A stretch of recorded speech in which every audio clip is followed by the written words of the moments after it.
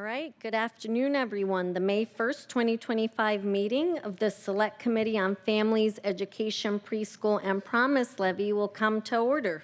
It's 2:03 p.m. I'm Maritza Rivera, Chair of the committee. Will the clerk please call the roll? Councilmember Saka, Here. Councilmember Solomon, Here. Councilmember Hollingsworth, Councilmember Moore, Councilmember Kettle, Here. Council President Nelson, Present. Vice Chair Rink, Chair Rivera. Present. 7 council members are present. All right. If there's no objection, the agenda will be adopted. Hearing no objection, the agenda is adopted. There's one item of business on today's agenda. We have a presentation from the Mayor's Office in the Department of Education and Early Learning, which will be an executive presentation of the Families Education Preschool and Promise Levy Renewal Proposal. I'd like to thank Deputy Mayor Washington from the Mayor's Office and Director Chappelle, Jonathan Swift, and Marissa Roussel from the Department of Education and Early Learning for coming to council chambers today to present. We will now open the hybrid public comment period. Public comment should relate to items on the agenda or within the purview of this committee. Clerk, how many speakers are signed up today?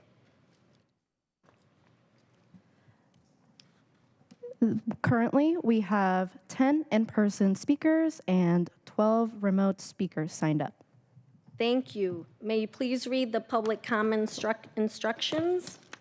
The public comment period will be moderated in the following manner.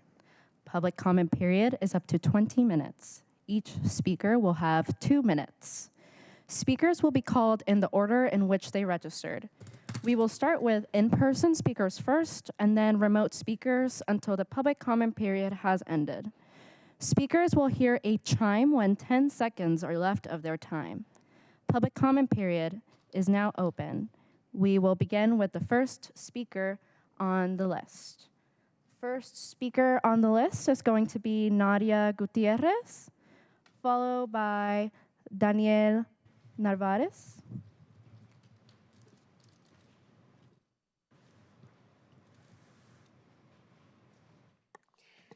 Thank you for the opportunity to speak today. My name is Nadia Gutierrez, and I'm here on behalf of El Centro de la Raza to speak in strong support for the FEPP levy's proposal of $1.3 billion investment in Seattle's children, youth, and families through 2031, a commitment that would have a lasting impact in our city's future. At El Centro de la Raza, we are honored to serve as a trusted partner in the lives of Latino families, not only through early childhood and education and childcare, but also through transformative programs like the Roberto Maestas After School program. This program serves first-generation middle school scholars, many of whom are navigating the complexities of growing up between two cultures, often in under-resourced communities. This isn't just about the after-school program, it's about belonging. It's about the giving of our youth and giving them a space where they are seen, heard, and supported in all the areas, academically, culturally, and emotionally. Our curriculum is grounded in ethnic studies, and it provides the tools these scholars need to build strong identities, thinking skills, and lifelong connections to their communities.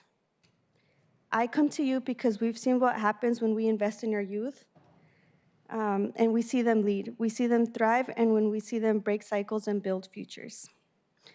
City investment in programs like ours is a strategy. It's how we create a more just, vibrant, and inclusive Seattle. Thank you for considering this vital levy proposal and for standing with us in investing in the promise and potential of every child. Thank you. Gracias. Next speaker, Daniel Narvaez, followed by Therese Jones.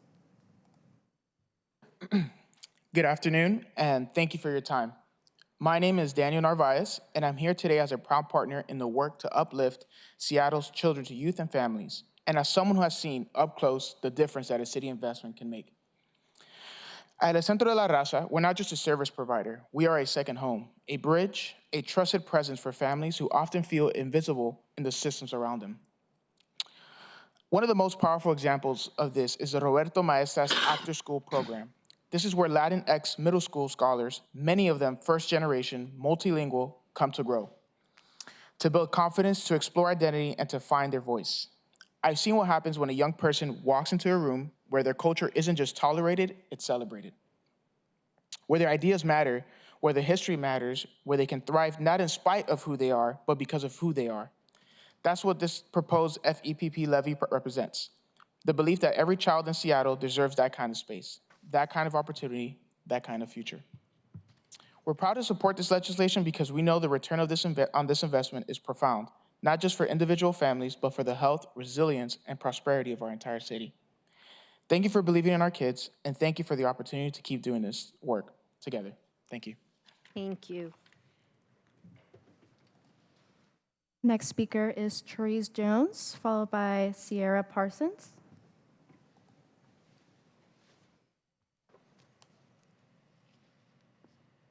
Good afternoon. My name is Therese Jones, and I'm the Director of Homeless School-Based Health Centers and Clinical Operations with NeighborCare Health. I'm here to urge you in the health and success of Seattle's youth.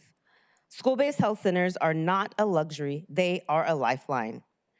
They offer primary care, mental health counseling, dental, and reproductive health services directly on school campuses. NeighborCare operates these centers in 17 schools across Greater Seattle, and last year alone, we served over 4,000 students from elementary through high school.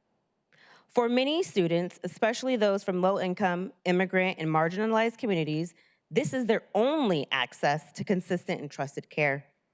Without FEPP, these clinics and the health of the students we serve are at risk. That means students could lose access to mental health support during a crisis, that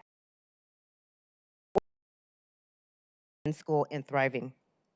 When students are healthy, physically and emotionally, they are ready to learn. When they are not, they fall behind.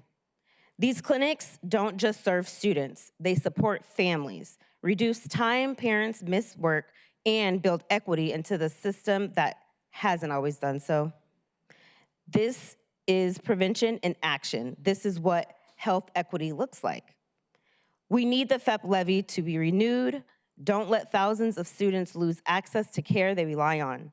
Their futures and communities depend on it. Thank you. Thank you, Therese. Thank you. All right, next on the speakers list, we have Sierra Parsons, followed by Leanne Casp.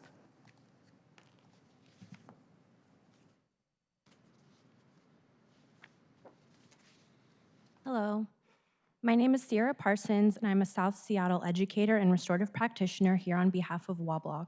I urge the City Council and Mayor's Office to explicitly invest in restorative practices in the FEPP levy renewal. 5 years ago, in 2020, after courageous student and community demands, Seattle Public Schools indefinitely ended its contract with the Seattle Police Department, not just to remove police from hallways, but to reinvest in school-based supports that address harm, heal trauma, and build true safety. Restorative practices are at the heart of this vision. WABLOC has been leading this work for years, partnering with schools to create restorative ecosystems that strengthen relationships, repair harm, and transform school climate.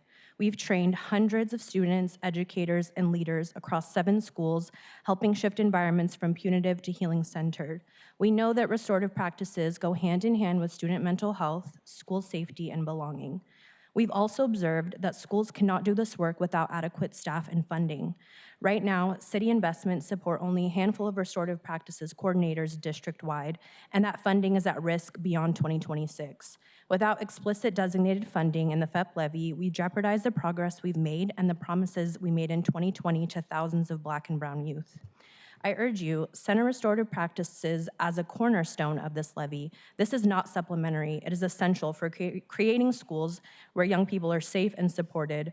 Let's invest in this mental health, safety, and well-being of Seattle students by more fully funding the positions and partnerships that make restorative practices possible. Thank you.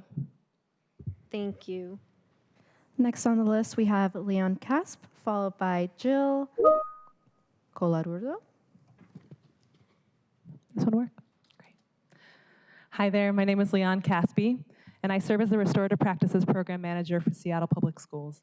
Our team, in collaboration with community partners, works with schools to build relational, safe, and equitable school cultures, resolve conflicts in ways that provide opportunities for repair and growth, and offers crisis response and grief support during tragic events.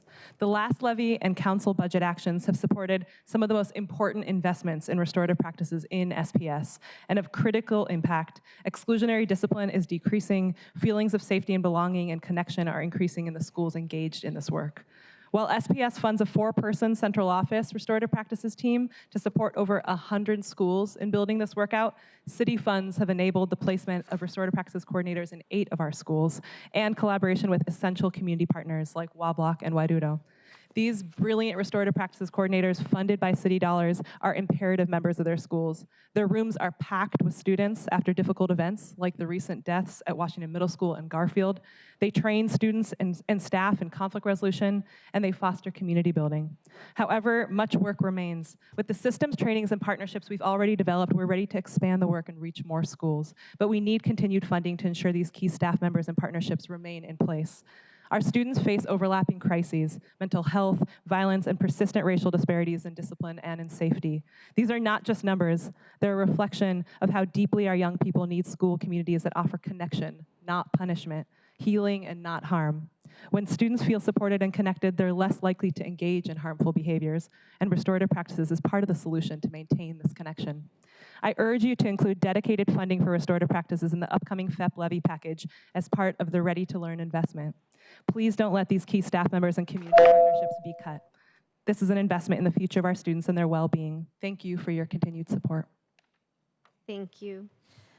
Thank you for efficiency. I will be naming the next 5 speakers on the list. If you could all please line up behind the podium to make it easier to allow for public comment. So the next speaker is going to be Jill Colarurdo, followed by Katie Cryan Leary, followed by Alex, so sorry, I cannot read your last name, followed by Tad Howard, and Dr. Rosie Raimondo Scherzak.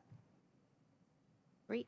And all the mics are working, so if you want to come up to a mic for your next turn, that's helpful too. Thank you so much. All right, Jill, go ahead. Hello, my name is Jill Colasurdo, and I'm a consulting teacher on the Restorative Practices Seattle Public Schools team. Thank you for this opportunity to share with you. I'm a licensed social worker, and this is my 9th year as an SPS employee.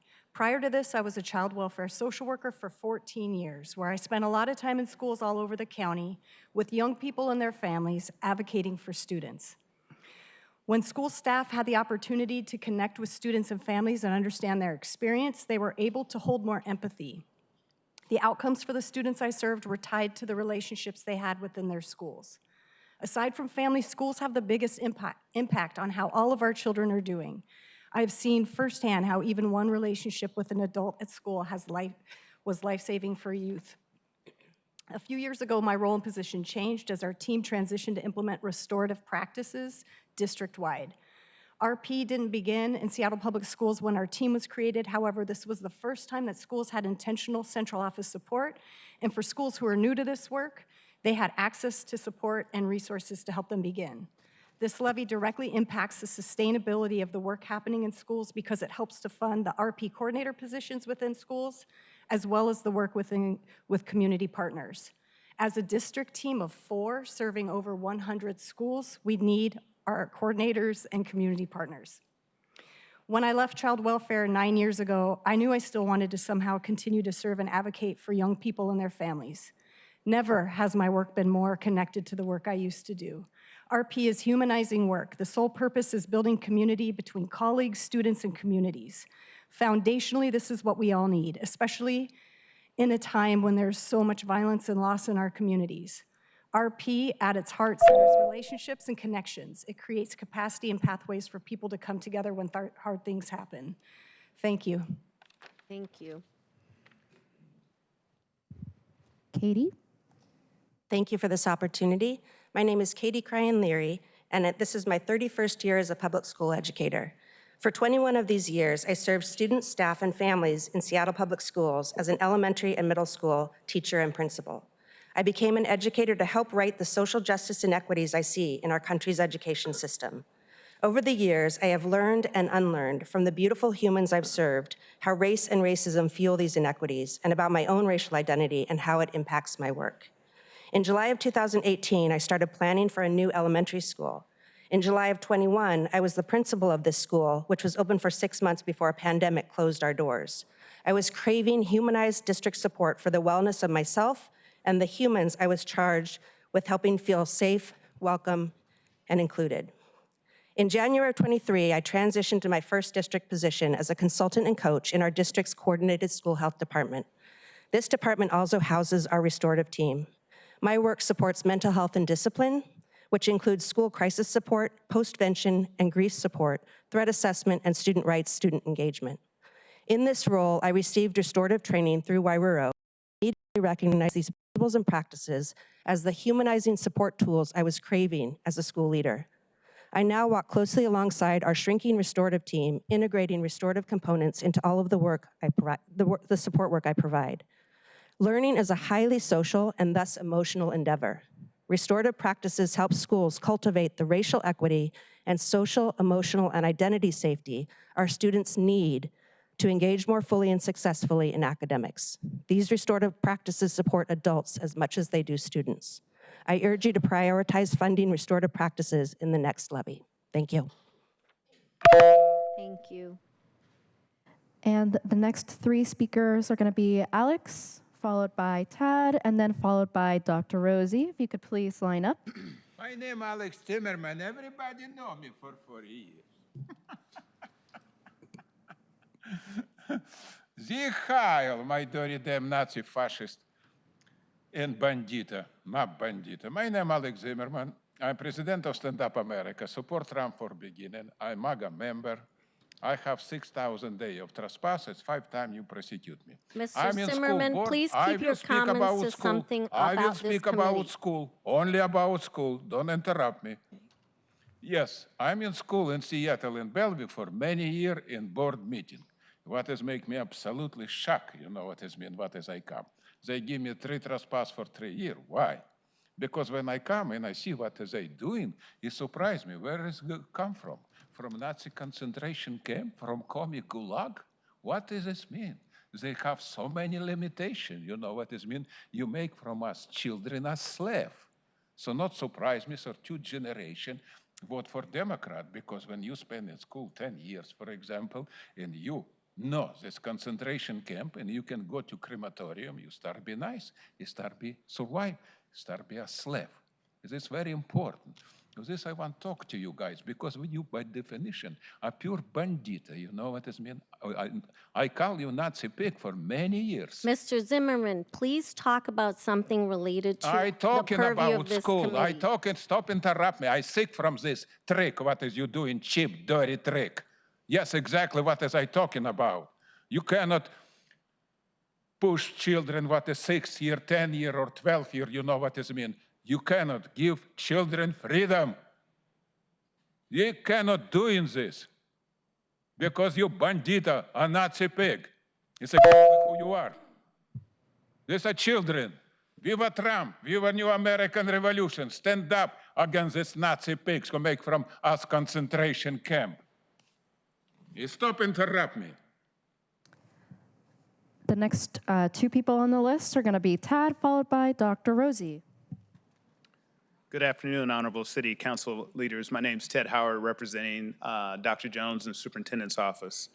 Thank you for the opportunity to speak with you today. I'm here to offer a clear, straightforward message. Investing in Seattle families strengthens our entire city. The proposed 2025 Families Education Preschool and Promise Levy builds on our 35-year support legacy for children and youth, ensuring that every child is ready to start school, learn, launch into a career or college pathway.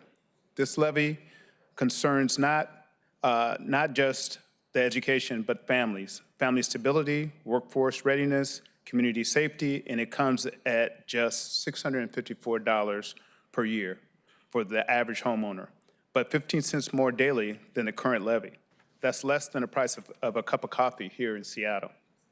Mayor Harrell's Every Child Ready initiative drives the vision forward to ensure that every child in Seattle has access to high-quality early learning opportunities, safe, supportive K-12 environments, and a meaningful pathway into college or career. This initiative touches every stages of a young person's life, starting before birth and extending through the post-secondary success. With this levy, we support families getting to work, students getting to school safely, and graduates contributing to the local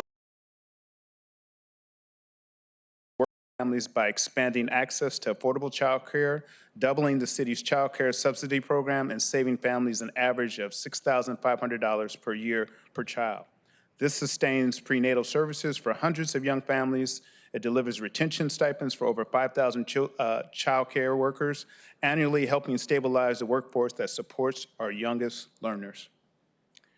For K-12 students, the levy expands access to after-school and summer enrichment for over 19,000 young people each year and invests in students' mental and physical well-being, adding 5 new school health-based centers and scaling up in-person virtual. Thank you, Ted. Thank you.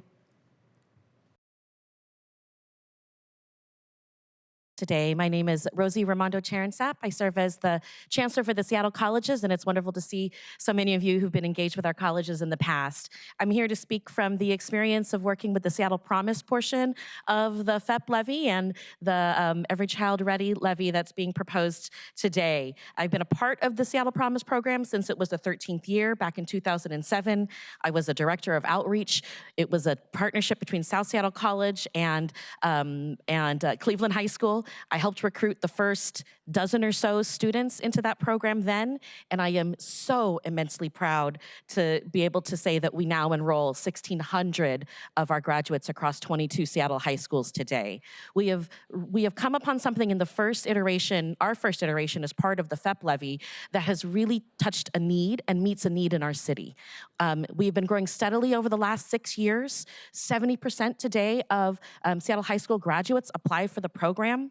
I think 68% of our class of 2024 identify as students of color. And so the open access mission of our colleges and of the Seattle Promise initiative has really truly met the needs that have been previously unmet through our community in the past. And we're really proud to be a part of this continuum of preschool through K-12, preparing every child for a productive and successful and fulfilling adulthood as college graduates into their next career or further into their higher education. We know that our graduates are brilliant, they're determined, they're inspirational. You don't have to go far to find great examples of that who can speak to you or any other audience about the benefit of the program or the support that they're receiving around their aspirations. And we, of course, are doing this in partnership with the Seattle colleges, the City of Seattle, and Seattle Public Schools, and are really proud, as I said, to be this end of the continuum that we're trying to prepare our city for. Thank you. And colleagues, we're going over the 20-minute time that we normally allot for public comments, so I'm going to ask if it's okay with you all, we'll extend further so we can hear everyone else. Great, thank you. Continue, clerk, please. That was the last in-person speaker. We will now move to remote speakers. Remote speakers, just a reminder to please press *6 when you hear the prompt of "You have been unmuted." First remote speaker is Mari Ramirez.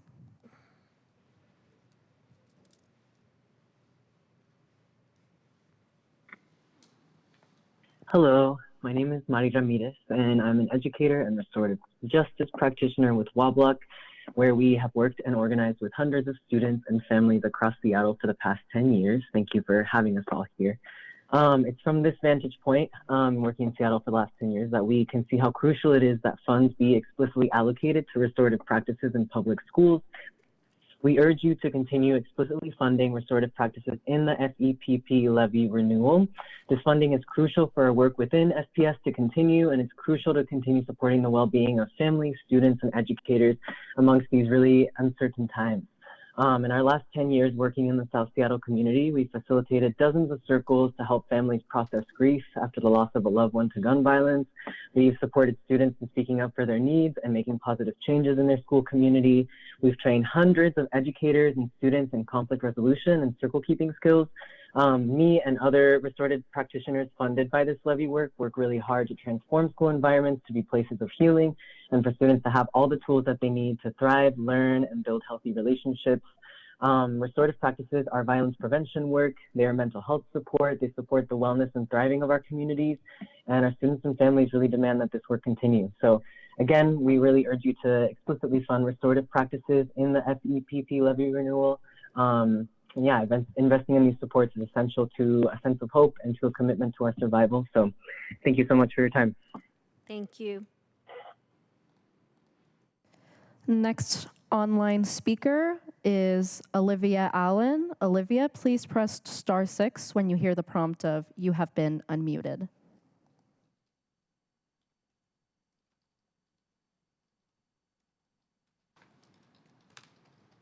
Good afternoon. Thank you for the opportunity to speak today. My name is Olivia Allen, and I'm here representing Children's Funding Project, a national nonprofit organization that works with mayors, governors, child serving departments and agencies, and others to sustainably and strategically fund high-quality opportunities for children and youth. We're honored to join the chorus of enthusiastic community support for the Seattle Families Education Preschool Promise Levy Renewal. As we work with communities to answer tough questions about how to fund child and youth programs and services in an ever-changing national context, Seattle stands out as a national leader in this work. As part of our work, our team has mapped all federal funding streams for children and youth and analyzed state investments in half the country, including Washington. From this vantage point, we know that the role of local investment in children and youth has never been more critical. The pandemic widened opportunity gaps, increased mental health challenges, and disrupted educational progress. Improve quality programs.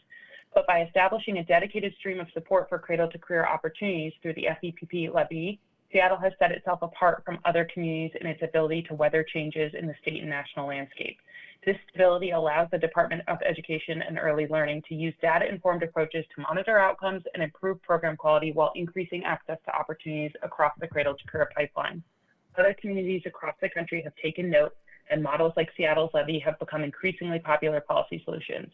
In the last 5 years, voters have authorized the creation of over 20 new children's dedicated levies in 20 communities. Seattle's approach to coordinated investments for children and youth of all ages represents a North Star that communities nationwide seek to emulate. By supporting the levy renewal at its increased rate, you are advancing a clear and resolute vision of what's possible when a community prioritizes its young people from cradle to career. Thank you. Thank you. The next speaker on the list is Amanda Griswold. Amanda, please press *6.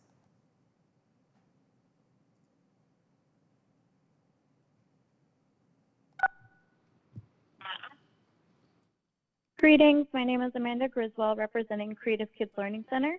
We have been participants of the Seattle Preschool program under the FEPP Levy since its pilot program back in 2015.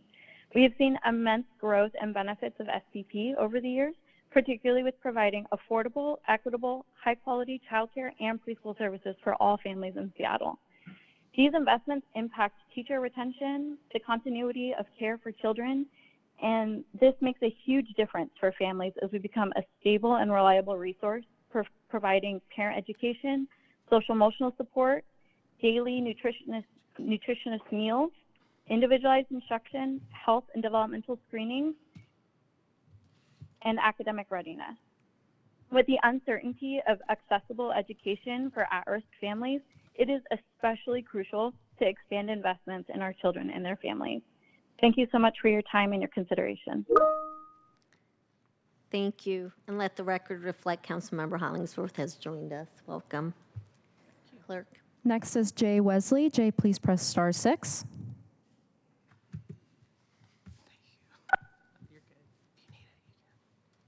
Good afternoon, council members. My name is Jay Wesley St. Clair. I served for over 30 years as a judge, including time as chief judge of juvenile court in King County Superior Court. During that time, I became deeply involved in restorative practices, not just as a policy tool, but as a transformative approach to safety, healing, and accountability. In our schools, restorative practices have become a lifeline. They create supportive communities where students and staff feel seen, valued, and protected.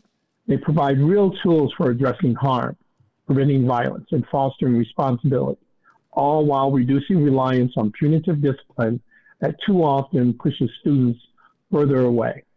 I've seen firsthand how effective restorative principles can be when they're resourced, well-resourced, and that's the key.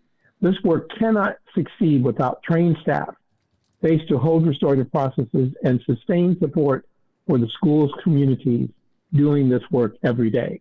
I strongly support the extension and expansion of restorative practices in Seattle Public Schools, specifically for those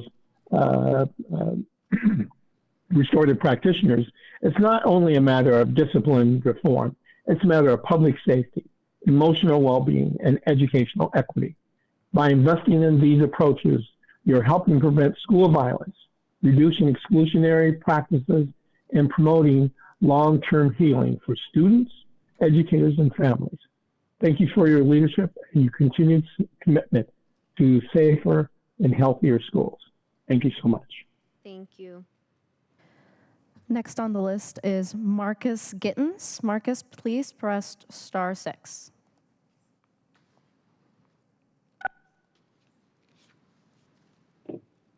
Good afternoon, City Council. My name is Marcus Gittens, and I'm an educator with over 18 years of experience in the youth development field, working directly with BIPOC youth and families, including multilingual families. I'm also a current member of the Levy Oversight Committee, and I'm here to express my enthusiastic support for the renewal of the FEPP levy. As an LOC member who's had the privilege of closely monitoring the current implementation of this levy, I've witnessed firsthand the critical supports and resources for youth and families early learning through post-secondary.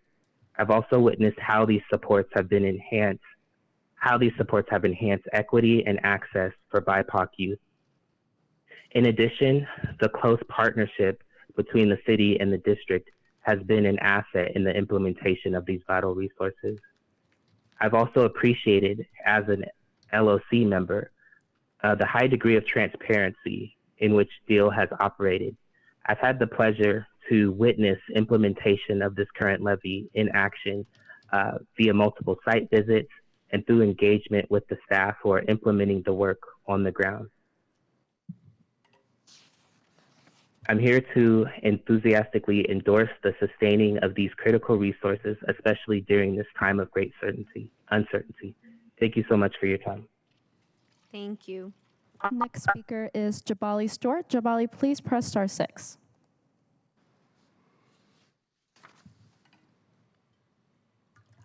Good afternoon, council members. I am Dr. Ernest Jabali Stewart, an educator of 20+ years, a former school administrator, circle practitioner for over a decade, and currently co-founder of Wairudo, a community-based organization that has worked with peacemaking circles throughout our city, including deeply in Seattle Public Schools, supporting teachers, administrators, parents, and students. We are deeply committed to the well-being of the humans that occupy our schools and see that there is much to do. We find ourselves in the perfect storm. The Surgeon General has named isolation an epidemic, and our youth are drowning in disconnection and killing themselves and each other as a result. Restorative practices directly addresses this by cultivating authentic connection. When young people feel truly seen and heard, entire communities transform. The restorative practice coordinators in school buildings and community partners like us help guide our schools through this essential cultural shift. Consider this paradox. We readily fund police but hesitate to equally invest in practices nurturing student well-being. This isn't merely prevention, it's rewriting a harmful narrative about what we value. Currently, the narrative reads the city is more invested in policing youth instead of taking care of their well-being. This story needs and can be changed. Each dollar invested pays dividends through reduced disciplinary incidents, healthier school culture, stronger academic outcomes, and perhaps most importantly, humans who can transform conflict into connection. I urge you to continue and expand this critical funding. Our youth deserve spaces where they can show up authentically and develop the skills needed to navigate an increasingly complex world. Thank you kindly for your consideration and your time. Thank you.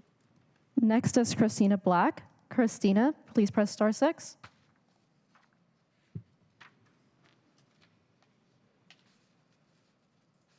Hello, council members and stakeholders, and shout out to Wablock and Wairo.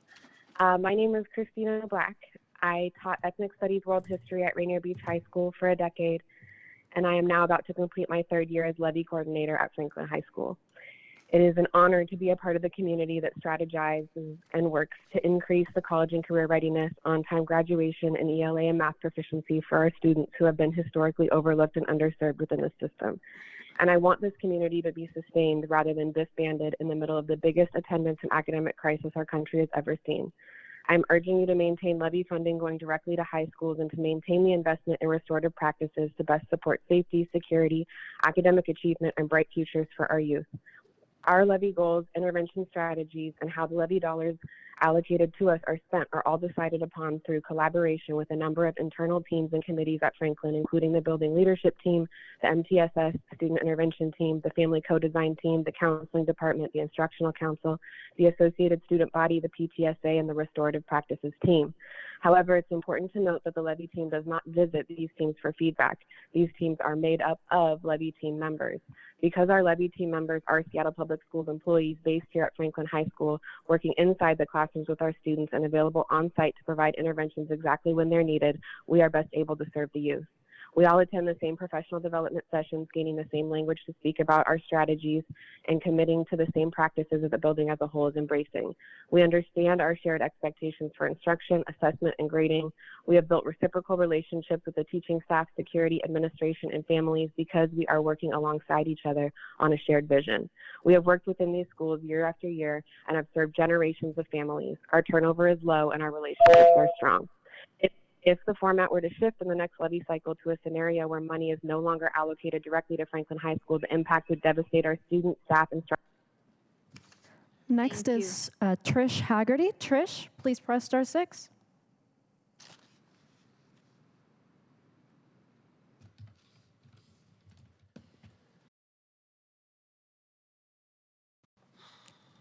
Trish, please press *6. Good afternoon, council members. My name is Trish Haggerty. With over 30 years in public education, my journey began as a special education teacher and evolved toward systems level improvement through tiered support.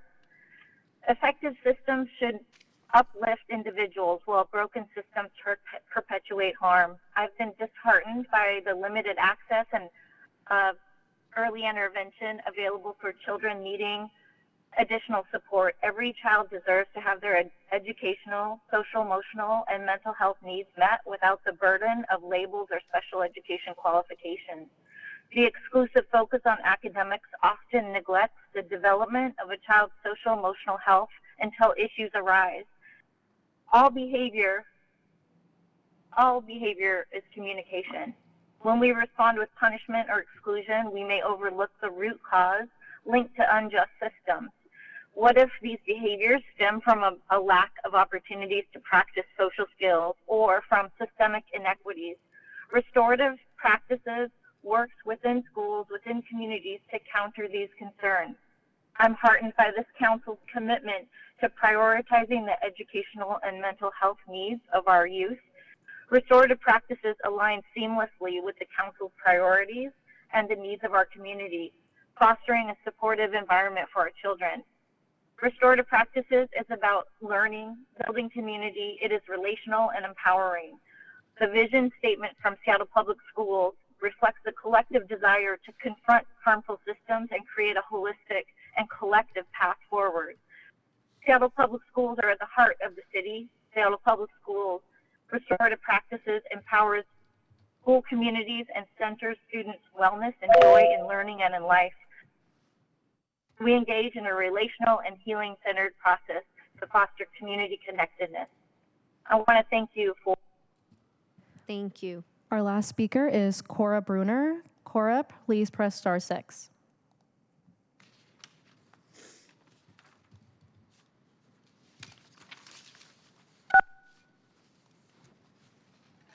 Hi, this is Dr. Cora Bruner. Can you hear me?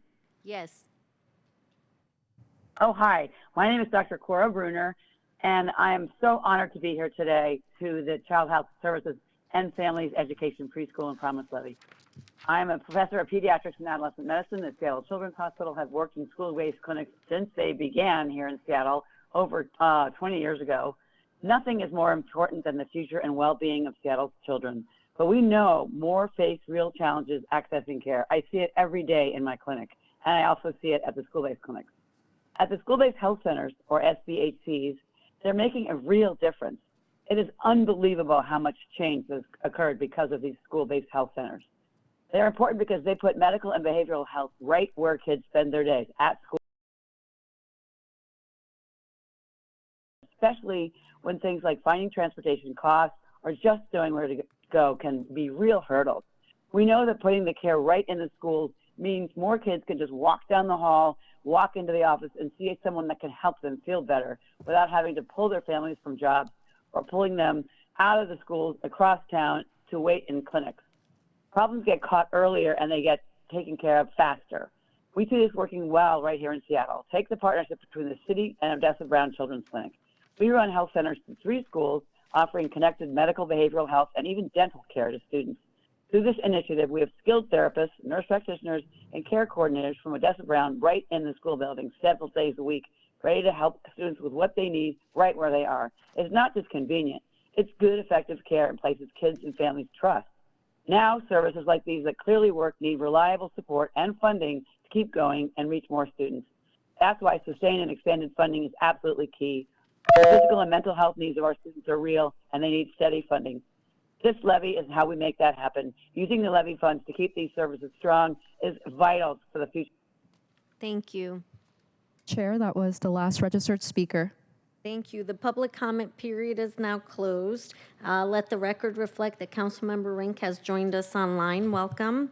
I also want to give a special note of thanks to Seattle College's Chancellor Rosie Raimondo Cherunsap, or Chancellor Rosie, as I believe her students know her, for her great partnership, and also Ted Howard for being here on behalf of the Superintendent of Seattle Public Schools for Seattle Public Schools partnership, and also Marcus Giddens, who joined us online for public comment, who's a fellow Levy Oversight Committee member. Thank you for all the work that you do on the Levy Oversight Committee in support of our kids in Seattle. Clerk, will you please read item 1 into the record? Agenda item 1, Every Child Ready, executive presentation on families, education, preschool, and promise levy renewal. Thank you. This item has been read into the record. Thank you, colleagues, for being here today. Before the presentation starts, I Tiffany Washington for her partnership and long hours working on this proposal. I believe the collaboration between the Mayor's Office, the Department of Education and Early Learning, and my office has resulted in a proposal that includes most, if not all, of the priorities and requests that colleagues, you and I discussed. I also want to give a special note of gratitude and take chair's privilege to thank my staff, Wendy Sykes and Nicole Munoz Casolduk, for all the hours that they've put in toward supporting this levy and all the work that they do every day. I also want to take another opportunity at this juncture to clarify an area of understandable confusion that some Seattle residents have, and that I've already heard after the mayor proposed this renewal. The City of Seattle and Seattle School District are completely separate entities. The city does not have oversight of Seattle Public Schools. It is the state's paramount duty to fund K through 12 education and the district's responsibility to provide that education. This levy is to fund educational needs that are outside of Seattle Public Schools' responsibility, such as child care, preschool, K through 12 academic support like tutoring and mentoring, K through 12 health and safety services, and post-secondary opportunities like the Successful Promise program and the Pathways to the Trades. Colleagues, as you heard me say before, for 35 years, Seattle voters have invested in our children through the Families and Education levies. Let me say that again. For 35 years, Seattle voters have been supporting our kids in Seattle. We know that these investments are even more important today in light of the federal administration's unconscionable attacks on our working families and children. We're going to hear from Deputy Mayor Washington on the specifics of the mayor's proposal. Colleagues, I'm going to ask that you please hold your questions until the end. Deputy Mayor, please state your name for the record, and you can begin your presentation. Good afternoon, council members and Chair Rivera. For the record, my name is Deputy Mayor Tiffany Washington, and I'm going to pass it for the record. And I'm Dwayne Chappelle, proud director. Jonathan Swift. I'm the CFO for Department of Education Early Learning. Hello, Marissa Roussel, Deputy Director of Impact and External Affairs for DEAL. All right, I'll begin. So it is my privilege to be with you today to introduce the mayor's proposal to renew the Families, Education, Preschool, and Promise Levy, which he announced last week as part of his Every Child Ready initiative. As Mayor Harold shared last week, we are in a critical moment to reinvest in the health, safety, and success of Seattle's youth and families. The mayor's Every Child Ready initiative includes transformative investments that will make Seattle one of the best cities in the nation to start and raise a family, supporting our children from cradle to classroom into college and beyond towards successful careers.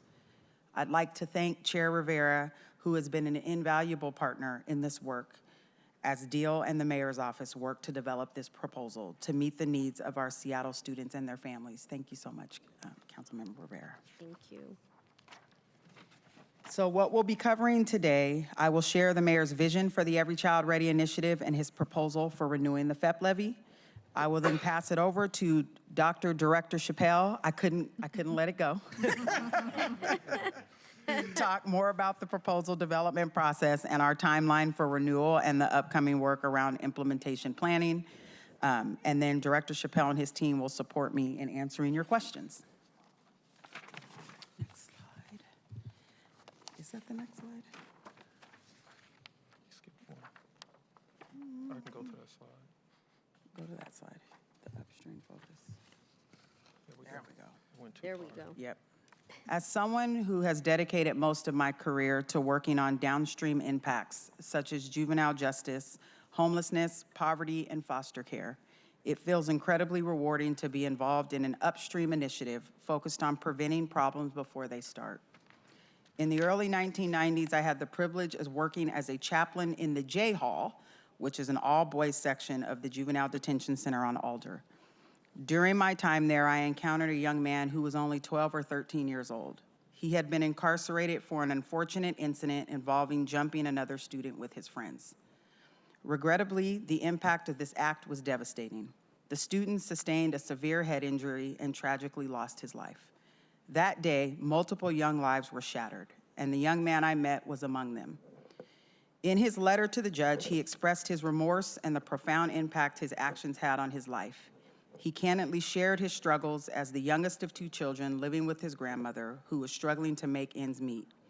He expressed his aspirations of becoming a football player, but now he acknowledged the devastating consequences of his actions, realizing that he had not only ruined his own life, but also taken the life of another innocent person. This young man is just one of many youth I've worked with who had already lost their way by the time they reached middle school. This levy holds immense significance for me beyond speeches and slide decks.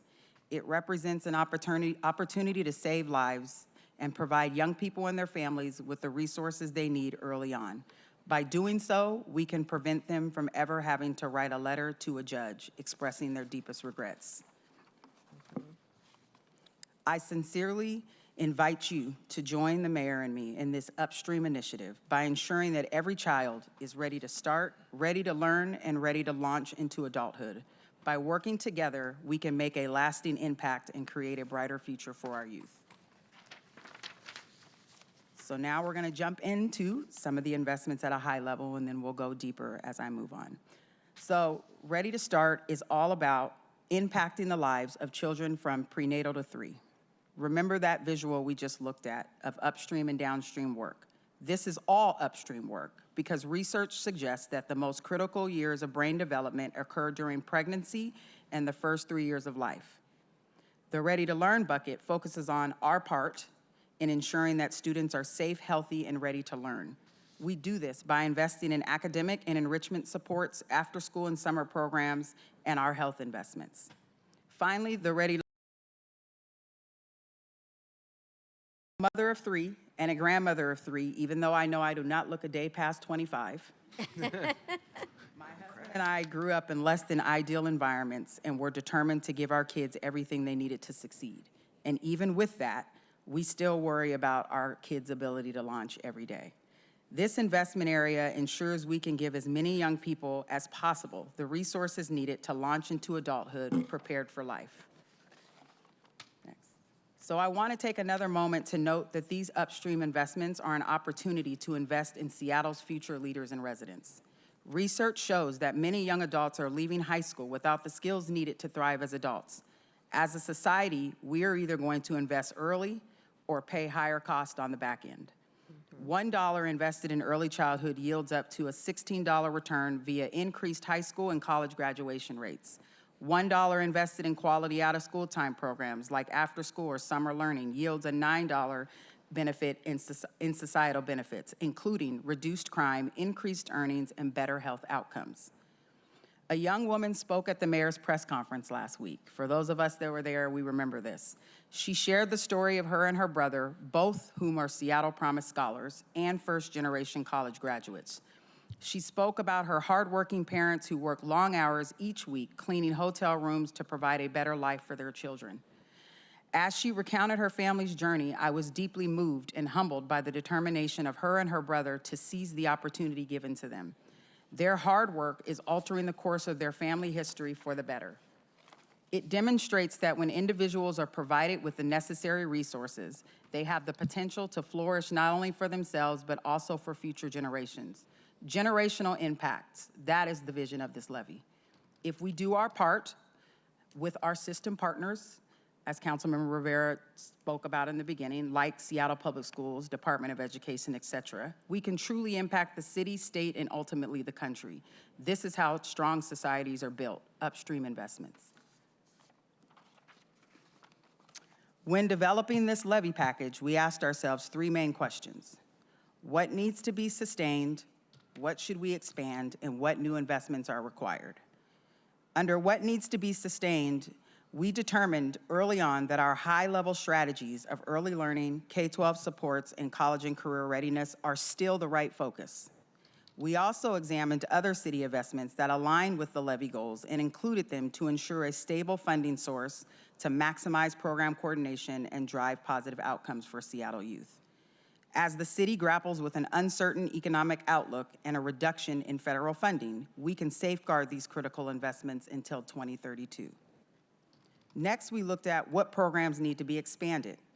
This area allowed us to address emerging community needs, such as the significant increase in infant and toddler child care costs over the past decade. For families with more than 1 child under 5, child care costs more than housing. In 2024, Child Care Aware of Washington reported that 40% of Washington parents reported having quit their jobs or been fired due to child care disruption. Child care access is impacting household stability for Seattle families. Another area of emergent need that we are responding to is youth mental health. We know youth are dealing with the aftermath of the pandemic and civil unrest in recent years, not to mention the rise in school shootings. This levy responds to this need. And then finally, we identified new areas of investment that will help our youth prepare for their careers and our region's future workforce needs. In 2023, a Washington Student Achievement Council report estimated that trades and middle-skilled careers will account for 33% of jobs in Washington by 2031. Our proposed Path to Trades program is an exciting opportunity for Seattle graduates. You are a terrible PowerPoint person. Doctor. At scale, this levy proposes to address the child care shortage. To address the child care shortage, we propose adding 800 new child care slots. This initiative will more than double the number of subsidies available to families, resulting in a total of 1,400 child care slots annually. We also recognize the significance of taking good care of the individuals who perform this essential work. In light of this, the mayor has introduced a plan to provide direct support to 5,000 child care workers. These workers play a pivotal role in the success of the children they care for, and we wanted to ensure that their contributions are acknowledged and appreciated. Finally, this proposal allocates 600 new seats to the Seattle Preschool program, bringing the total number of SPP slots annually to 3,100. In the Ready to Learn bucket, this levy maintains the essential academic and enrichment support for K-12 students while introducing 5 new school-based health care centers, bringing the total number of clinics across the city to 34. These centers provide students a convenient way to address their health concerns without disrupting their school schedule. Through this levy, we aim to provide K-12 students, including telehealth. Finally, we will maintain the current investments in school safety while also allocating additional resources to enhance safety within and around schools. In the Ready to Launch bucket, we will sustain our successful Seattle Preschool program and provide more opportunities for young people to earn a 4-year degree from the University of Washington through the Path to UW program, or or obtain certifications and apprenticeships in a skilled trade. This is a 6-year, $1.3 billion levy with most costs allocated to the Ready to Start and Learn categories. The hypothesis here is that if we invest in the early years, young people will be well prepared to launch into adulthood and need fewer supports later in their journey.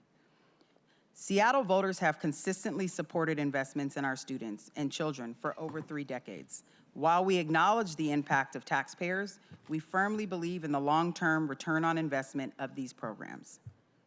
Dill, the mayor's office, and Chair Rivera dedicated significant time to identifying cost savings and program efficiencies. These efforts led to a reduction in the anticipated percent of levy proceeds allocated for program administration and operations. Consequently, a larger portion of the funds will be directly supporting students and families. Now I'll take you through each investment area in a little more detail. Ready to Start. Research shows children's brains develop the fastest between birth and the age of 3.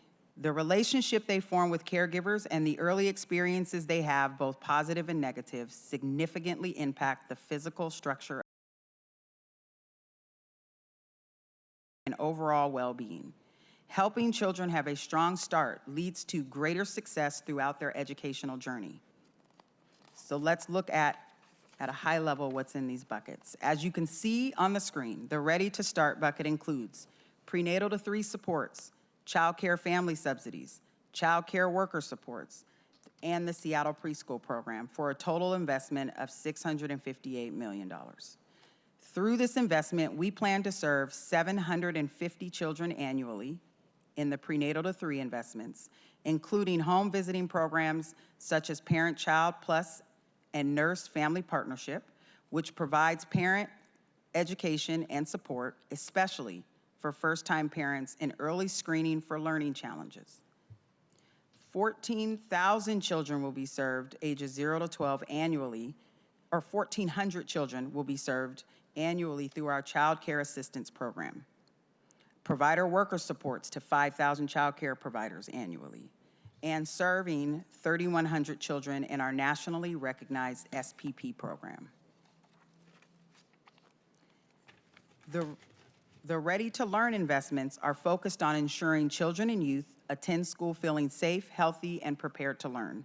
Research indicates that these enrichments and academic supports, coupled with health and safety investments, enhance attendance, equip young people with essential 21st century skills, and ultimately contribute to their overall success. This suite of investments will be further detailed in the implementation plan. Once approved, a competitive process will be conducted, allowing qualified CBOs and individual schools to access the funds to support young people's health, safety, and individualized needs before, during, and after school hours.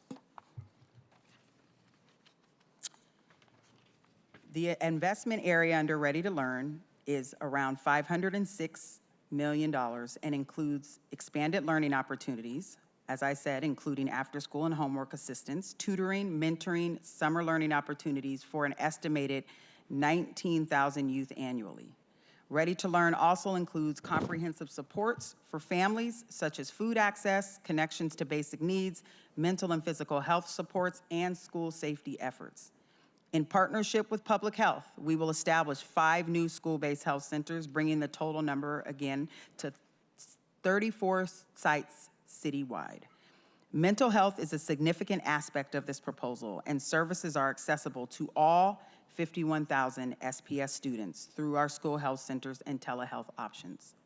Furthermore, given the recent surge in violence in and around schools, this levy responds to the urgent request of students, teachers, families, and the community to expand on existing school safety investments and dedicate additional resources to enhance safety in and around schools. Now moving to the Ready to Launch bucket, research reveals, again, that students are not prepared for college and life when they leave high school. This investment area is focused on ensuring that all SPS graduates are well equipped to transition seamlessly into college and pursue career pathways of their choice, including in trade careers like welding, plumbing, and construction and electrical. This is an $82.4 million investment aimed at ensuring all SPS graduates have free college tuition at Seattle colleges for the first 2 years, with the goal of serving 1,475 college students annually, funding for the UW transfer program that supports community college graduates continuing their studies at the UW, and the new Path to Trades program. Thank you, Councilmember Rivera, who was very passionate about this and birthed this vision from her heart. And the new Path to Trades program acknowledges the many opportunities available for students in the trades. These include high-paying union jobs that can financially transform the lives of many students. As you can see, this is a bold proposal to invest in our children and in the future of our city. I will now pass it to Dr. Director Chappelle to share more about how Deal developed the recommendations for this proposal. I lied to him and told him I wasn't going to do that. Thank you, Deputy Mayor Washington. So this levy proposal is grounded in years of listening, learning, and reflecting alongside our community. This slide illustrates the depth and breadth of work and informs where we invest next. And I just want to emphasize something Deputy Mayor Washington said, because it can't be overstated. This levy proposal carries within it the hopes, concerns, and wisdom of thousands of Seattle families. And that's their children's future. Just last week, Mayor Harrell reminded us that education is the passport to the future. And this proposal isn't simply about funding, it's about giving every child in Seattle the key to unlock their own potential, their own passport to a future without limits. This vision wasn't built in isolation. Over the past 5.5 years, we've been on a journey of deep engagement. We've gathered over 10,000 survey responses from students, families, and providers, and engaged with 88 focus groups and made more than 2,000 site visits. Every story shared, every challenge identified, every success celebrated. They all find their place in our proposal before you today. In 2024, we went further. We conducted a comprehensive needs assessment that combined local lived experiences with national research and best practices. Beginning last July, we had intentional conversations with our existing implementation partners to ask them what they see what they're seeing as key community needs and how the services we were funding could be improved. We heard consistently the need for investments reflected in this new renewal proposal. So now I just want to take a moment to walk you through what you can expect from now through 2026 as we move this proposal forward together. So following the select committee process, this council will have the opportunity to approve sending the levy to the November ballot. And when that happens, we'll be asking voters to once again invest in what Seattle has always stood for, and that's opportunity, equity, and strong futures for our children. If the levy is approved by voters this November, we plan to bring back a comprehensive implementation and evaluation plan in early 2026. And that's where the deeper work begins, and together with you, to shape these investments, to shape how these investments come to life in our classrooms, in our neighborhoods, and in our communities. So we look forward to transforming the lives of our youth, because when we invest in them, we're investing in the future of Seattle. And so, go ahead. No, go ahead. Oh, okay. And so as we stand at this pivotal moment in our country, I invite all of us to take pride in what the 2018 FEPP levy has accomplished, as we've shared with Council on April 10th, and to embrace the extraordinary opportunity before us to renew this commitment for another 6 years. Since 1990, Seattle has not merely participated in supporting our children, we have led. For over 3 decades, I think Councilmember Rivera mentioned this earlier, our city has demonstrated what's possible when a community invests boldly and consistently in its youngest residents. And what began as a local initiative has grown into a nationally recognized model of excellence. Organizations like Children's Funding Project, City Health, and the National League of Cities have all recognized Seattle's comprehensive cradle-to-career approach. And these aren't just accolades, they're affirmations that we're on the right path. So this, as I close, this proposal is more than a funding plan. It's a declaration that in Seattle, we will ensure every child is ready to start, ready to learn, and ready to launch into a future that reflects their potential. So let's meet that future with the commitment, clarity, and courage it deserves. Thank you. Thank you. Colleagues, before I take questions, I want to thank again Deputy Mayor Washington, Director Chappelle, and his team at DEAL, some of which are in the audience today, for this presentation and for the hard work that they did implementing the 2018 levy these past years, and then for the work that they will be doing in terms of the implementation plan, which will not wait until the levy passes. They, of course, will be working on this from now through the passage of the levy and into next year, and we'll be coming back to you all, and I will be having further conversations with you all about the implementation plan. I also, Deputy Mayor Washington, thank you for raising Fatima Garcia's name, who was the promise student at the press conference last week that we met.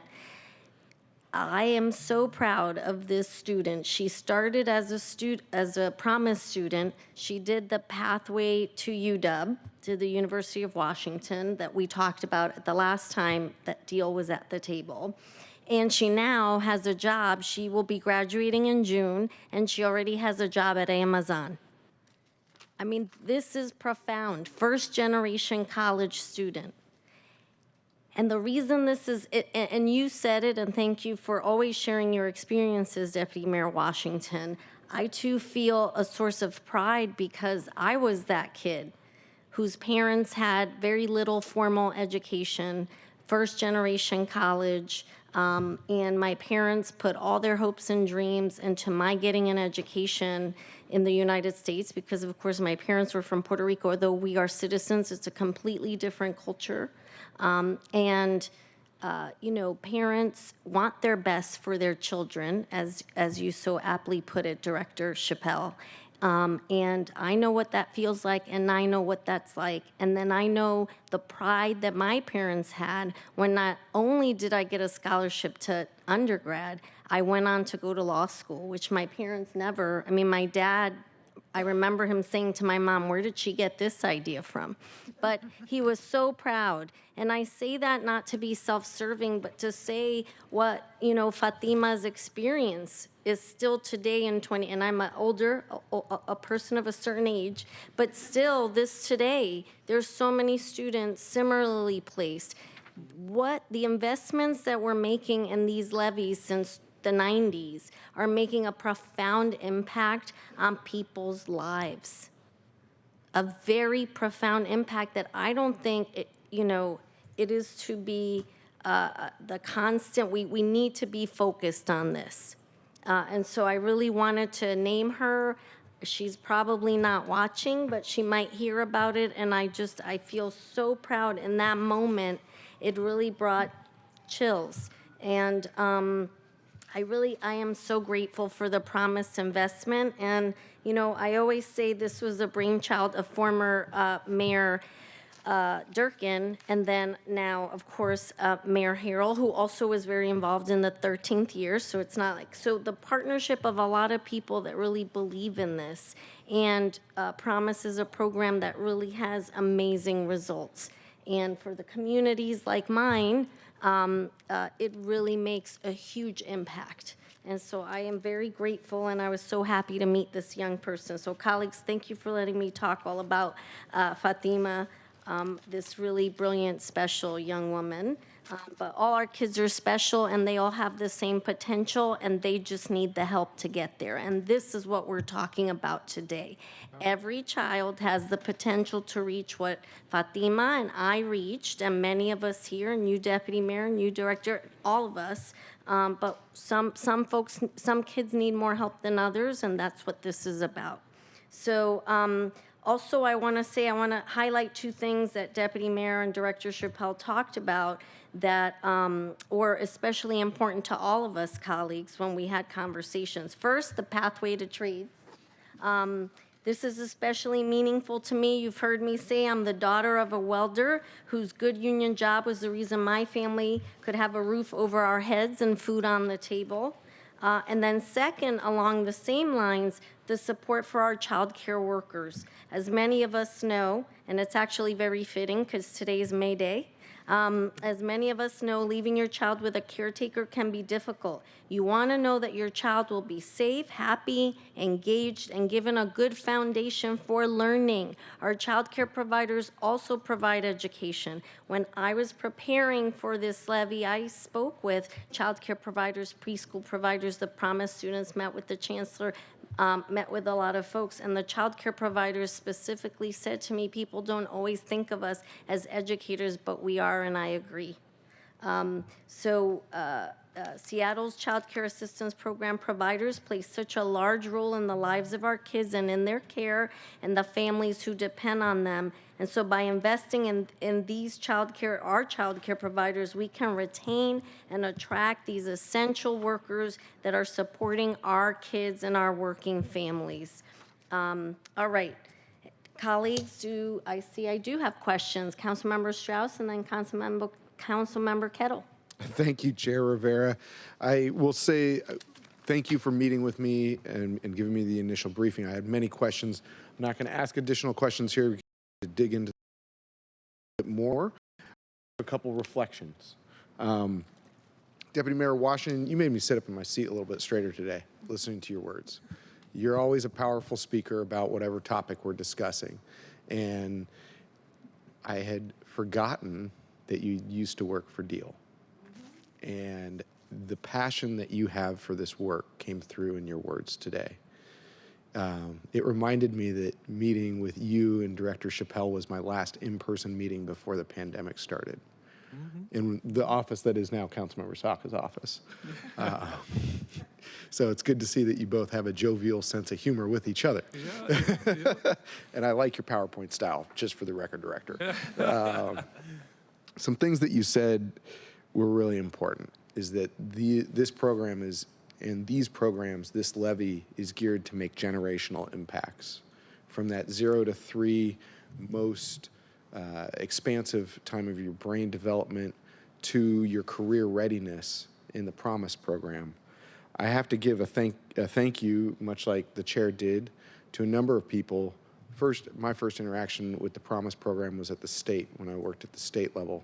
Folks like Representative Jerry Paulette, Senator David Frocht, at the time then Senator Pramila Jayapal, now U.S. House of Representatives, Congresswoman Jayapal, and of course Jenny Durkin, Mayor Jenny Durkin. This was a very big and important, the Promise aspect of this levy was very important to her, and it's something that we should all be proud of her for, because she did a really good job here. I'll just repeat back to what I heard you say, is that these programs and this levy creates that passport to the future. And that starts at 0 to 3. And I'm just so proud, and thank you. I raised my hand because I wanted to express back the passion that I felt from you today, Deputy Mayor. This is just such critical work. It's work that we won't necessarily be able to see in our lifetime, because this will change over many generations. We're lucky to have programs like this, and I'm excited to dig into the details to continue these important programs. I look forward to asking my tough questions the next time I see you. Thank you. Thank you, Chair. Thank you, Councilmember Strauss. Councilmember Kettle. Thank you, Chair. Thank you, Deputy Mayor Washington. Thank you for being here. Don't necessarily believe how it's possible based on your introduction, but we'll skip over that. Director Chappelle. I have to say it both ways just so I cover it. It's like being in NATO, you know, French and English. You have to do both, so just to make sure I'm covered. Thank you for being here, and thank you for our conversations that we've had in the past. And also to Mr. Swift and Ms. Roussel, bienvenue, to keep the NATO thing going on. Welcome to this meeting. The first thing I wanted to say is I wanted to commend the chair on her work related to the Path to Trades program. I'm not sure if the clerks will support this. They may call a foul, but Chair, I'd like to be a co-sponsor of the Path to Trades program, and partly because I too am a first-generation American. I am the first-generation college student, first of 4. So when I stepped out and went to Boston, it was a brave new world for me, and so I recognize those points. And my father was a welder. Imagine the small world in which it is, and who used to always ask me, and I think Dr. Director has heard this, that, you know, why did I come to America? And my answer to my dad would be, because he told me what it was: education, education, education. So with that imprint, you can imagine, you know, the impact of that. So I really want to thank the chair and for everyone for the Path to the Trades. I think it's extremely important to support this because every person is different. Every person is unique. Every person has their path. Sometimes it's military, you know, and I see that, and I would mentor my young sailors, and sometimes the future would be maybe more traditional college or the trades. And as noted, today is May 1st, so, and I am supportive of the building and trades world and the community and the support that they need to ensure that that community of people who work together for the improvement of our city and our communities, our neighborhoods, is well supported. So I wanted to make a point about that. I also note, and particularly given my work now, is that it's also a path, particularly for fire, but also police, that the Seattle Promise program can be a great gateway to recruit and to pull people from the communities and from which they serve. And I think this is extremely important. That combination with programs like Before the Badge is a recipe for success. And I know there's a formal program with fire in terms of certificate and or associates in the future. But even with police, I think, again, it's a recipe for success across all fronts. It's a win-win-win-win kind of situation. I just wanted to make that point. I mentioned first-generation American. I'm also a later-in-life dad. For those that know, I came to this job from being a stay-at-home dad. And so from the Ready to Start program, Ready to Start portion of the briefing, I saw firsthand, not that long ago, because my daughter's still in elementary school, the importance of 0 to 5 and the importance of 0 to 3. No one could argue, my daughter had me, but still, and I was very observant. I would see I would see the different schools. I see the differences and the challenges of people to be able to do that. I was quite fortunate to be a stay-at-home dad. There was different things that allowed me to do that, but most families can't, and it's gotten harder. It's a huge strain, financial strain and all the above.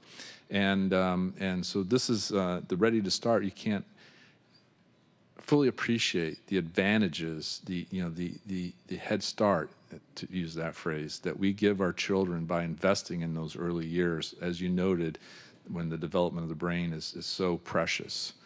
And so I just wanted to note that, and from my recent experience, the direct observation here in Seattle in terms of how this plays out. And just the last thing to say is Ready to Learn. Clearly, I am here as Chair of Public Safety to ensure that our kids are learning in a safe environment. And I know there's different things that are in play, and I am 110% behind those programs within the safe environment context, and will be supportive from my position as Chair of Public Safety. With that, Chair, thank you very much, and we'll check in with the clerks to see if I can be a co-sponsor on the Path to Trades program. All right, thank you. Thank you. Your Diet Coke. Thank you. It's starting to become a thing. I may have to stop bringing, my esteemed colleague to my right was already jamming me. Thank you, Council Member. And I will say I've already had a conversation with Chancellor Rosie about this. How can we create a path to, to police as part of an expansion of what we've already done with fire? But so more conversations on that for sure. So thank you for raising that. Councilmember Hollingsworth. Oh, thank you. Sorry, I forgot I raised my hand, but I did. I apologize. Thank you, Chair. I'll just be super quick. Thank you, Chair. Thank you. I could go down the line. I just want to say the experts. Dr. Fajardo likes when I said the experts on this. So thank you to the experts for being here. One of the things I appreciate all the briefings that you all have brought, and just being very thorough and informational, and just having all this information. And one of the things I was really happy to see, and I know that we've made investments, is the after school. I just want to hammer home is it is super convenient for people for our kids, easy just got caught up in different activities that are not positive and engaging and connected. And I want, and I know that we have, I know we've made significant investments in our after school and summer program. And I also just want to hammer home, we make it just super easy and convenient for people to be able to find these programs and things. And I'm always talking to kids, and they're always hunting for certain activities, and they're really smart and engaging, and just making it just completely open and accessible for students, just because we live in such a great technology world, and they can be able to find everything on their phone. So that was like one of the reflections I had. And then I also wanted to hammer home, and I'll continue to hammer home, the food piece in the summer is going to be such a critical component. I know you all know that there are significant cuts in our food bank and food meal sector right now, where summer is going to be, it's going to be a cliff for some folks, unfortunately, and for our kids. And just wanted to hammer that home. I know there's engagements with programs that do food, and that is going to be such a critical component for kids. And last but not least, I really appreciate the path to trade. So thank you, Chair. My bad. Thank you, Madam Chair, Chair Rivera, for that. Just because when I always talk about Black community and wealth and mobility for us, only 2% of the workforce for the trades are Black. And there is such an amazing opportunity for our community to get into working at the port or, utilities, parks department, all these opportunities for working with your hands, I think is going to be the way to upward mobility, as Booker T. Washington used to say to our people. It's going to come around, but I think it's going to be incredibly important for that. So I just wanted to hammer that home. I know you all know that, but really appreciate your work on this, and the significant investments for this levy, I think, is going to be incredible. So thank you. Thank you, Councilmember Hollingsworth, and I know we had conversations about this important piece, after-school programs and teen nights. I know you and I both have a passion for teen nights, and we started teen night at Magnuson Park. I'm really proud of that, and you were a partner in that too, so really appreciate that. And yes, the food piece is really important as part of this work, because kids need to be well-fed so their brains are working for them, and so that's an important piece. Thank you for your advocacy there. And then in terms of the trades, I mean, these are really great, high-paying, union-benefited jobs. So we definitely want kids to know that there is a great option for them. And, the trades are underrepresented right now. They're meaning there's a shortage in the trades right now. And so this was really part of the conversation that went into this. So thank you. And I knew you were very supportive of that. Councilmember Nelson. Thank you very much. So this is I repeat the thank yous, and et cetera. And I will note that knowing how closely, Deputy Mayor, you have been working with Chair Rivera gives me an extra dose of confidence knowing going forward on this. So this is my 4th property tax levy lid lift, and I have to say so, parks and housing and transportation, this is the one that I've been looking forward to the most, because I do believe, soft spot maybe, that the impact is profound. So, and everybody's talked about already the generational impact, et cetera. But when I think about what is happening right now, we don't have to wait generations to see the impact and see how needed this is. With the threats of federal cuts coming down, I'm gesturing in this direction, but from my office, I'm looking at Columbia Tower, where Human Services, the office was closed. Those are impacts right now. And so that will impact, that just increases the need for the work that the benefits that this levy will provide. So I just wanted to note that it is now, right now. So beyond that, I do have a question. And I serve on the Board of Health board, King County Board of Health, and also on the governing board of KCRHA. One thing that keeps coming up over and over again is prevention, addiction prevention for young people. And I have visited the interagency recovery school, et cetera. That's just one high school. So I'm just wondering, I know that the implementation plan is yet to happen, but the health centers are going to be expanded by 5, I understand. Mm-hmm. So is there now, or is there any thinking about integrating some prevention, drug prevention, or even recovery into those facilities or services? Yes, we have to. We have to. If we're going upstream to prevent the things that we're seeing on the streets right now, we have to. I will pause and just turn to the deal staff. I don't know the details of kind of what work, if we do any right now in that area, but if you all have something to add, please feel free. I would just say that that's a common topic of health education, which is a service of the existing school-based health centers. And if a patient presents with a substance abuse need, that's addressed by the clinicians, whether that's mental health counseling, behavioral counseling, or medical. So it's a part of the existing service, but I please ensure that students are receiving that information before it's a problem. And we'll make sure it's visible in the implementation plan, and the chair, I'm sure, will talk to you further. It's a very important issue that we should get ahead of, right, before it goes into a downward spiral. So I appreciate you asking that question and continuing to be an advocate for treatment. And thank you very much for taking my question well, and I would just want to note that we're not talking about that this is your brain on drugs sort of, education, no. right? And it should also prevention of overdose, which includes recovery supports in high school. Yeah, thank you. And I will say, as a parent of a high schooler at Seattle Public Schools, that the school-based health centers do a great job.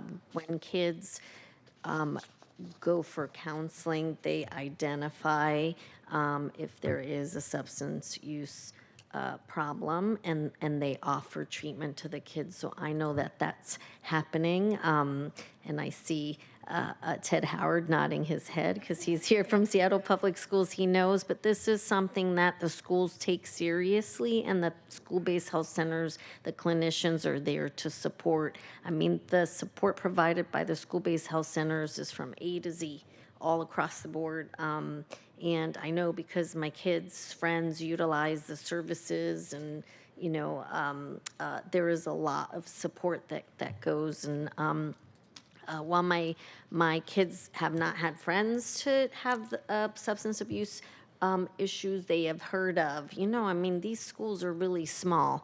Everybody seems, and also this generation's a little different. They really support each other in ways that, again, I'm older. We didn't support each other maybe as well. But maybe it's COVID going through the global pandemic, but there's a lot of supporting of each other anyway. And so kids that are having some issues, and the school-based health centers are doing a great job. Yeah, so thank you. But we definitely will continue this conversation. That's not to say we won't. Do you have any other questions? Okay, Councilmember Saka. Thank you, Madam Chair. And first off, I'll say, Council President, as the chair of our city's transportation committee, as the unapologetic king of potholes, I am very, it hurts my heart to hear that this is your favorite levy, but I try to find, multiple complex things can be true at the same time. For me, I find the unique elements of every individual work stream in this education I love, love, love. And so I view that as co-equal importance to levy, the transportation levy. Do it. But all that said, I want to thank you, Deputy Mayor Washington.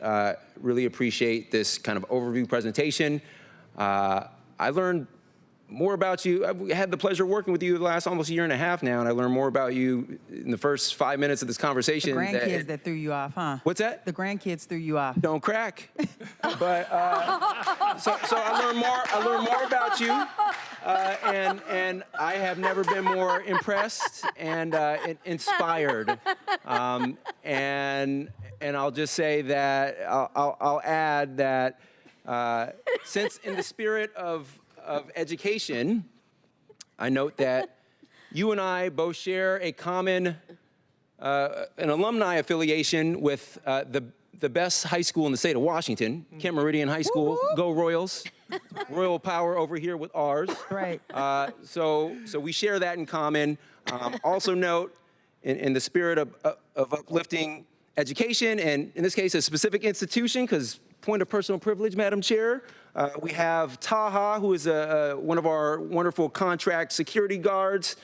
We have Tanel. Colleagues, you might know Tanel. He leads our, I think, City Hall or second floor security. Also a proud KM alum. So we out here got royal power. Royal power. In any event. Director Dr. Chappelle. In my mind, that is the most appropriate title for you in this role, in this body, because there are PhDs is a very prestigious, elite title. You got to work hard to. But you are here in this body as in your capacity as a city official, not many department heads. So I prefer to lead with the most senior title in this context. So that's why I'm preferring to call you Director Dr. Chappelle. And also, might I say, that is a very robust half Windsor tie you have on there. I don't even, is that a half Windsor? Or maybe you went for the full Windsor. But I just want a cool tie. In any event, this is a great kind of initial overview. More conversations on the way. Appreciate your partnership also behind the scenes and getting me up to speed.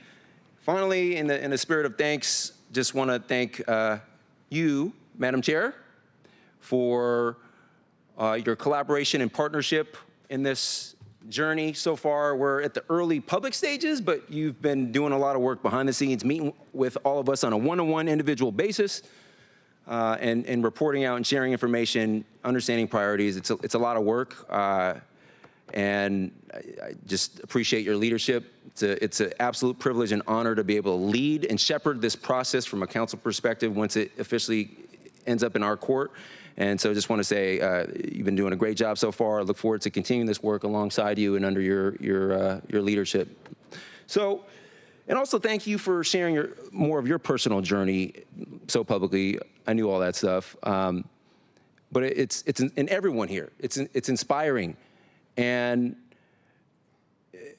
colleagues, you all know I too have made no secret, and I talk openly about my personal journey, particularly in childhood, as someone who has overcome the foster care system, someone who is the proud son of a Nigerian immigrant, and so we lived in Kent. In Kent, what do we know about Kent?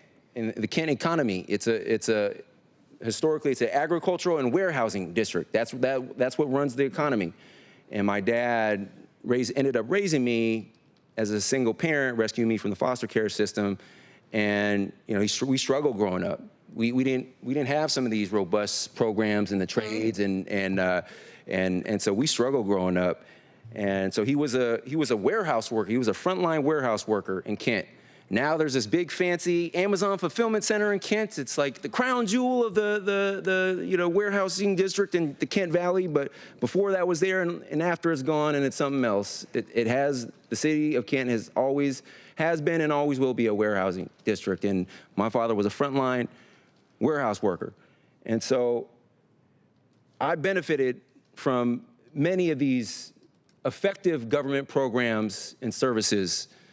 And, so I know firsthand, and like I've said in the past, I know what it's like to go to school for the primary purpose of receiving services and support, whether that's meals, other treatment, other help, and then for the secondary purpose of maybe I'll learn something, get an education. And so those experiences really compelled me and drive me to do more, do better for other people, to make sure that more people from disadvantaged backgrounds and communities are able to thrive and achieve their true potential in life, and make sure more people are ending up at these tables and behind this dais. In any event, and also I note that at least one of my elected officials, colleagues, and actually a few constituents have let me know about they kind of, this is when I talk so openly about this and candidly about my background and my journey and the impact, it's sometimes a sad thing. This is my story and my experience. What I heard from your story, Deputy Mayor, what I heard from your story, Chair Rivera, it's not a sad story. It's not a sob story. Mm-hmm. This is a story of triumph. It's a story of resilience. It's a story of strength. And it's a story of community. That's right. This is something to celebrate. And so, but this package that we have before us, that we're going to make better, is an opportunity. I view it as an opportunity for us to help bring all those things I just said to life. And let me just be crystal clear, transparent about some of my priorities, wear my heart on my sleeve, say what I mean what I say. But some of my, this should be no surprise, but my priorities for this pertain to the early childhood education component of this. That includes paying child care workers fairly. To the chair's remarks a moment ago, child care workers are grossly underpaid. They also do more than just, I don't want to say just education, but they do so much. We entrust them with the highest responsibility that any parent can give anyone. Please take care and look after my child while I go work, while I go seek treatment, while I go seek services and some That is the highest respect. We entrust them to keep us safe. But we pay them pennies, and they're suffering, many in poverty, abject poverty.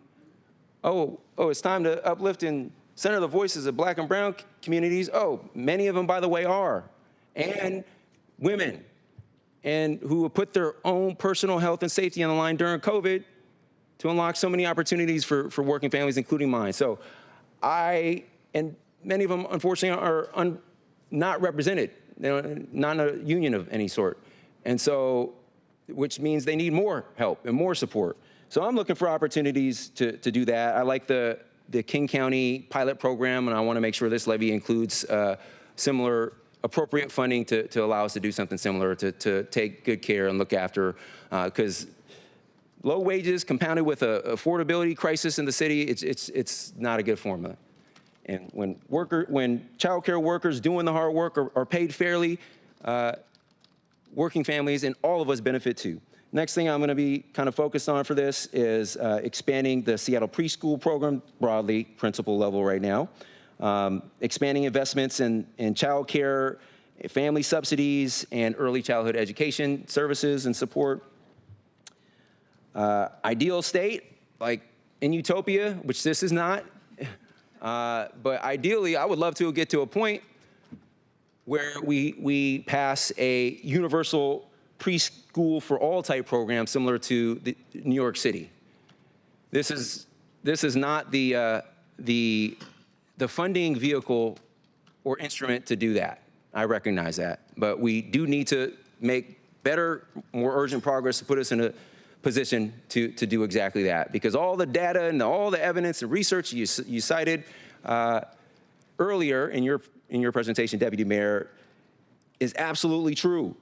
We know that those frontline investments, not to take away from all the the teenage kind of things, the great programs we already have. We know that is the #1 most impactful thing we can do to change people's lives in terms of career trajectory, high school completion rates, college entrance rates, college graduation rates, avoiding school to prison pipeline, all the, so much more. We'd be up here for days if we ticked off the research. But in any event, so at a high level and paired with the realities that, sorry guys, I'm almost done. Paired with the realities that the current Trump administration is defunding the federal Head Start program, cuts across the board, impacting our most vulnerable workers who rely on Head Start, children in need. If it is to be, it is up to me. We can't be all things to all people at all times. But we do need to step up and do something, and I'm looking forward. And I couldn't be more excited and invigorated at our collective opportunity to do just that. So, in any event, I'll stop there. Just all this to say, thank you all again. Really appreciate this conversation. More to come, and thank you, Madam Chair. Thank you, Councilmember Saka. Councilmember Rink. Thank you, Chair. And I think I join in the chorus of my colleagues when saying that this is something to be really excited about. This is an opportunity to be investing in our young people and working families. And I could not be more excited to work on this levy renewal with you all this year. I just have 3 quick questions for today. Just starting us off, for contractors who may be under contract with DEAL, through the existing FEPP levy, will there be an overall re-procurement process, or do you expect any of these contracts to roll over, assuming this levy is renewed? There'll be a procurement process. But remember, and I think it's so hard, I have to remember every time, that the current levy is through when? Through mid-2026. And so that the current contracts go through mid-2026, and then after the implementation plan is approved by you all, then we will put the next set out for competitive bid. Understood. Fabulous. Thank you. And with that, in regards to the Ready Start program, we would like to know about the childcare subsidies and worker supports. We're aware of the programs that are available for working families with non-traditional schedules, and we're wondering if there was any expansion into this aspect of childcare, and what kind of outreach efforts have been done in order to promote this program to folks who are in need of childcare at non-traditional working hours. I'm thinking particularly about folks, for example, who work at the port. Thank you for this question.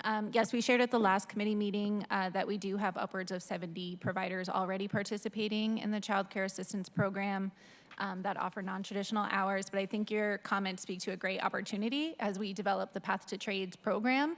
DEAL will establish new relationships with those employers, and we can look at a whole family approach to promoting all of the Levy's services. So thank you for naming that. Thank you. And my last question is just related to, our office is interested in getting a better detailed cost assumption for the FEPP levy. When could the executive office commit to getting us these details to understand the areas in which the FEPP levy will fund and support our communities? We'd like to see that these items in the FEPP levy are organized into larger buckets, and we would like to know how we got to all these numbers. So I might share this comment with the chair just because of the implementation plan process. But I mean, starting today, you all can submit all of your questions that DEAL and Mayor's office will have to answer. And we already have a question in from central staff for a deeper level of budget analysis. So you can expect that to be provided through the answer questions process. So the question's already been submitted, and so it's a work in progress. We just were not allowed to answer questions prior to the transmittal of the document. Chair, do you want to add anything else about No, that's exactly right, Deputy Mayor. And folks have already submitted questions. This was one of them. And then what happens is our central staff, and I was going to give her a shout out after this actually, but Jasmine Marwaha with our central staff is our trustee central staffer working on this with my office. And she's working through getting answers to the questions that have been submitted in that spreadsheet. Did that answer your question, Councilmember Rink? Yes, it did. Thank you so much. And that concludes my questions. Thank you, Chair. And thank you all for being here today and for your presentation. Thank you, Councilmember Rink. Councilmember Moore? Oh, thank you, Chair. And Madam Chair, too, wanted to say thank you so much for the amount of hard work that you've been doing. I see you here at all kinds of hours working away. So you've done an amazing job, and I am really looking forward to working with you. And also to everybody at the table, you are all incredible. And just want to say that I'm routinely humbled by the life stories and achievements of everybody up here and people who present to us. And that this also provides an opportunity for incredible generational and, as Council President said, immediate impact. So, and I wanted to say thank you so much for listening to our comments as we've gone through this and expanding the child care slots, the child care worker support, the preschool program seats, the school-based health clinics, very dear to my heart as all of this, and the Path to Trades program. So thank you for being willing to expand those and add new investments. And I, too, will certainly have some questions about the details. But I think based on the comments that you've heard here today, it's unusual that we all so enthusiastically agree. So I think that in and of itself is a win. And we all are so very much committed to making this succeed. So thank you for your hard work and dedication. Thank you, Councilmember Moore. And I'm going to echo that. You know, sometimes I hear you guys down at City Hall don't always is working together, and then when we do get a government that's working together, sometimes we're like, wow, you guys were all kind of high-fiving. But you know what? This is something to high-five about. These are our kids, and our kids are our future, and if we can't stand behind them, who are we going to stand behind? And the timing right now, as it coincides with what I said earlier with the attack on children and families, you know, we have to do this. We have to do it right. We have to support our working families and children. Or supporting our working families and children supports all of us. And, you know, making sure that children have access to the supports that they need to be successful in and out of school is important. And so that's why we're all working together. I will say also it was really, really, really important to me, colleagues, that we had our one-on-one so that I knew what everyone cared about, because I really wanted to make sure that everyone saw themselves reflected in this levy. And here's the thing, like, it's a tough funding year, and we are going to voters and we're asking voters to support this. So it was important to me to make there are a lot of competing interests and we have to compromise, and that was important to me as well. So that's why I said earlier, you will see, colleagues, the things that we talked about reflected. We talked about the child care, we talked about preschool, we talked about the path to trades. All of that is in here, and we talked about the supports in the K through 12 space that was not a supplantation but a supplement. Because kids need, in the best of education scenarios, kids need supplements for what we were talking here about earlier, where kids don't have access, depending on their family means, to things that other kids do, like tutoring and mentoring. So we wanted to make sure that those things were in here in this way, and we worked really hard together to make sure that we're making those upstream investments that are so important. Because to your point, Deputy Mayor Washington, I grew up in a neighborhood where it was a lot of downstream and it was a lot of sadness. Councilmember Saka, this is not sadness. Achievement is not sadness, but not every kid gets what they need. And there was a lot of downstream sad stories in my neighborhood. I was one of 20 kids. We used to be the little kids around the block that we all played together, and maybe 2 of us went to college and everybody else didn't have the opportunity. I'm not saying those folks aren't living great lives. I'm just saying they didn't all have the opportunity because they didn't have the means to get a scholarship like I did, or some supports, and that's what this is about, making sure they all have access to those opportunities. And so, yes, there is a lot of alignment here. And like I said earlier, it was important that at this juncture there was that alignment, because we are here to support all our mutual constituents, and government works better when we all work together. And then that's something that Deputy Mayor Washington and I have in common. We want to work together. And Director Chappelle and his team, because we've been working together for 7 years now, making sure that we are working together and compromising and making sure that all of your interests are represented, so that we are serving our constituents well, and like I said earlier, our kids. So thank you. We will continue this partnership, colleagues, and this is something to really be proud about, and this is something that our kids need, and that is like my North Star. What do our kids need in Seattle to succeed? And I want more stories like Fatima's. I want more kids going to Promise, going to Path to UW, getting jobs at Amazon or wherever else that they want. Or a kid who, I remember, I'll tell you the one last story too on Path to Trades, because this is really great. I'm a big fan of, most people know by now, Chief Scoggins. And he's the one who helped get in line, right? And he's the one who created the curriculum, you've heard me say, for the Promise program, Councilmember Kettle, for the firefighters. And I remember Chief Scoggins telling me, hey, you know what?